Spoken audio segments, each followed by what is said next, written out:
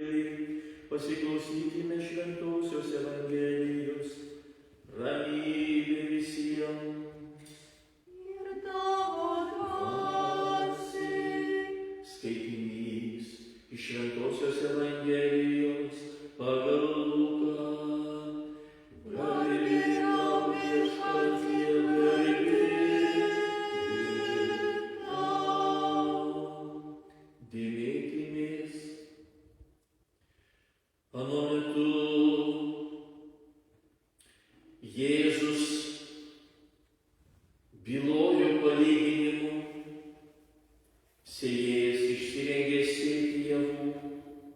Jam sėjant, vieni grūdai nukrito pakelėje, buvo sumindžioti ir dangaus sparnuočiai juos sulesė.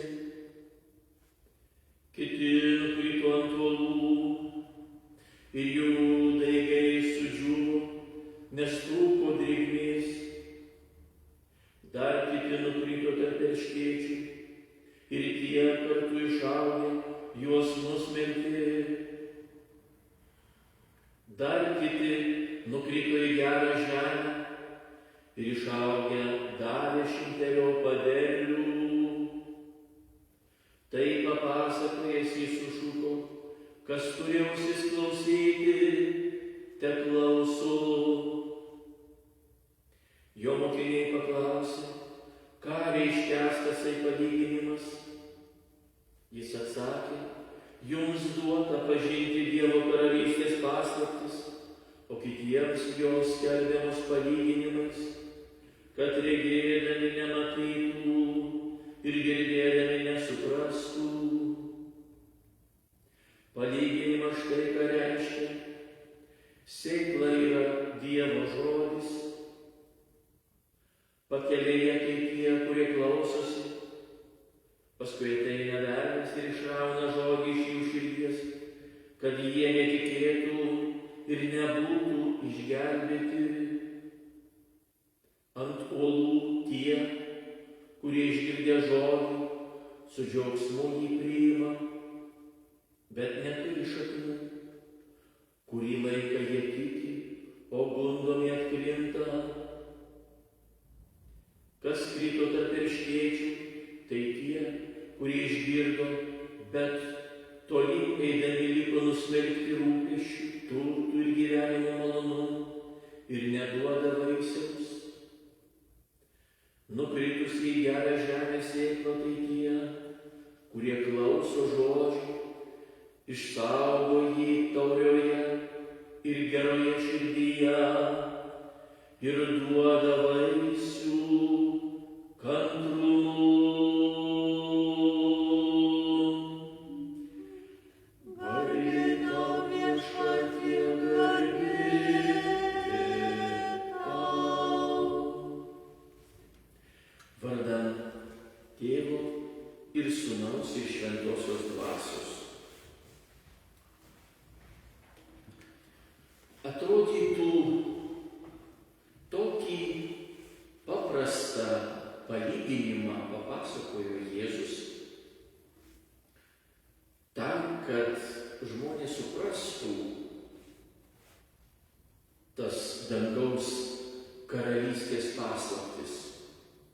Ne kažkokia tai sudėtinga filosofinė kalba, terminais, kurių paprasti žmonės greičiausiai negirdėję ir nesupranta, o pasakoja tokiais palyginimais iš žmonių gyvenimo, iš buities, iš kasdienos įvykių, kad žmonėms galima būtų iš tų pasakojimų, iš tų palyginimų, jis taip ir vadinasi palyginimas, pagauti pagrindinę mintį, pagauti esmę. Tai kągi aš turiu daryti? Ir štai tos sėjėjų metamos sėklos įvairiose dirvose įvairiom sąlygom krenta. Ir štai papasakojęs mokiniams, o pasirodo ir tie net nesuprato. Ir klausia, ką reiškia tas palyginimas. Ir mes išgirstam labai tokius keistus žodžius iš Jėzaus. Jums duota pažinti Dievo karalystės paslaptis, o ypač, žinoma, tai įvyks, kada nužengė Šventoji Dvasia, čia dar ateityje, bet ir dabar jie bendrauja su Jėzumi, visiems pasakoja iš tikrųjų daugiau negu surašyta čia Evangelijų knygose. Bet kitiems jos, tos Dievo karalystės paslaptys, skelbiamos palyginimais. Ir štai tie keisti žodžiai, kad regėdami nematytų, o girdėdami nesuprastų. Jis cituoja pranašą Izaiją.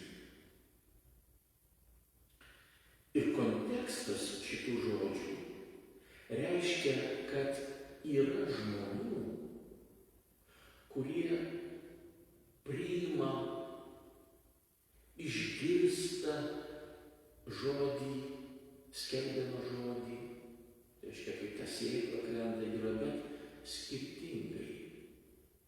Ir būna tokių, kurie girdi ir vis tiek praeina pro šalį tie žodžiai, kaip sako liaudyje, per vieną ausį įėjo, per kitą išėjo.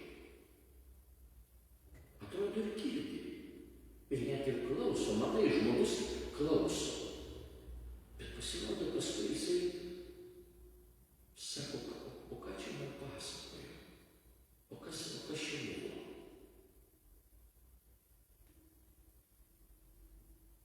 Ir nesupranta.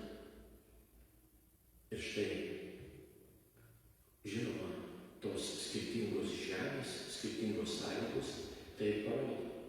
Išgirsti, juk Jėzus paaiškina, pats paaiškino šitą palyginimą.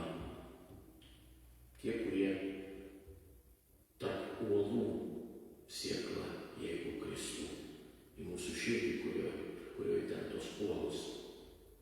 Tai tie, kurie išgirdė žodį, išgirsta, su džiaugsmu jį priima, bet neturi šaknų, kurį laiką tik jau nudami atkrinta. Velniai išrauna iš širdies tą žodį. Kiti, eidami gyvenimu, pasirodo, nustelbė kitokie rūpesčiai. Ir žmogui brangios kitos vertybės nustelbė tą žodį. Žmogui yra kažkas dar brangiau, kažkas dar svarbiau. Ir štai yra, žinoma, gera žemė. Tai kurie klauso, bet išgirsta, per kitą ausį neišeina tie žodžiai, nepalieka žmogaus. O kodėl? Todėl, kad žmogus paruošė tą savo dirvą, bet pradėjo jau nuo to suprast, išmokt tą žemę apdirbti savo širdį taip, kad pradėjo suprast, kasgi man kalba ir kokius žodžius sako. Jeigu man kažkoks žmogus visiškai pašalinis arba kuris man nieko nereiškia, ir kalba savo. Išklausiau, tai iš mandagumo, bet kadangi man jisai nesvarbus ir tą, kai jis kalba, man nesvarbu, ar ta tema jam yra svarbi, jisai norėjo pasidaryti, ar džiaugsmų, ar rūpesčių kokių, kad ir aš išmočiau, kad ir aš galbūt įsitraučiau, bet man nesvarbu. Ir kažkaip išklausiau neparodžiau, kad man tai nesvarbu, išklausiau, nuėjau ir užmiršau. Bet jeigu tas žmogus būtų man svarbus,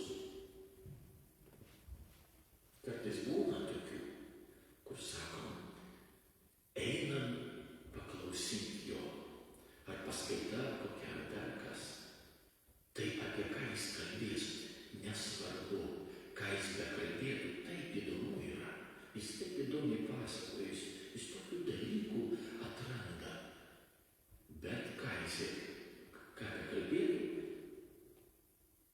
tikrai bus naudinga, verta nueiti. Arba šito autoriaus knygą, jeigu pamatysi ir sekančią, pirk būtinai, nes verta skaityti to autoriaus raštus. Būna taip.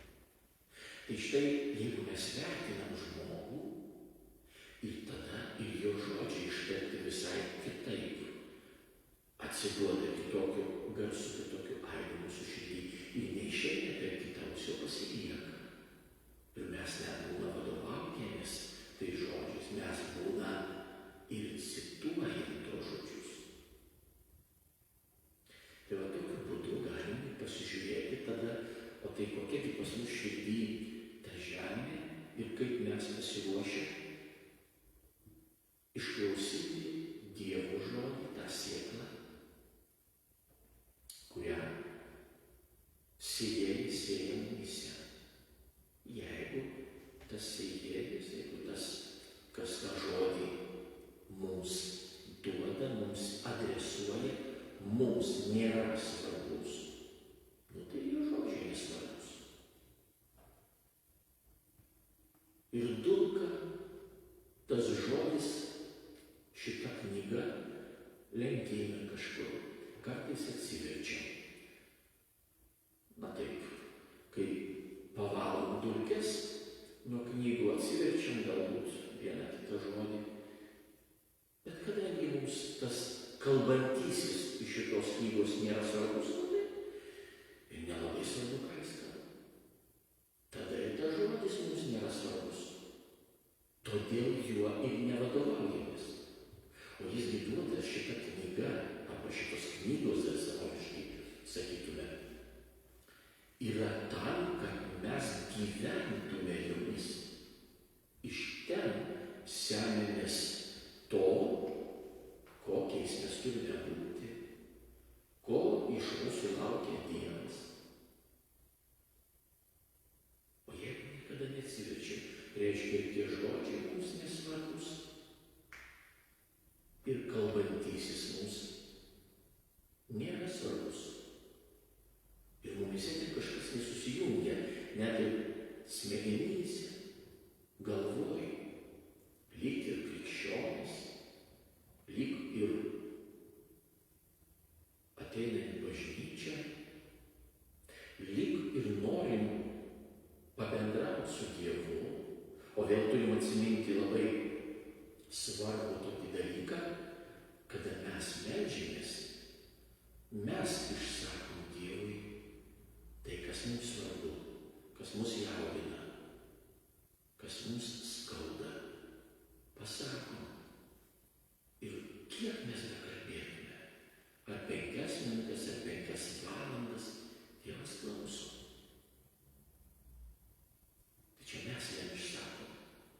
O kada skaitom šventą raštą, Dievo žodį, tada jis mums kalba.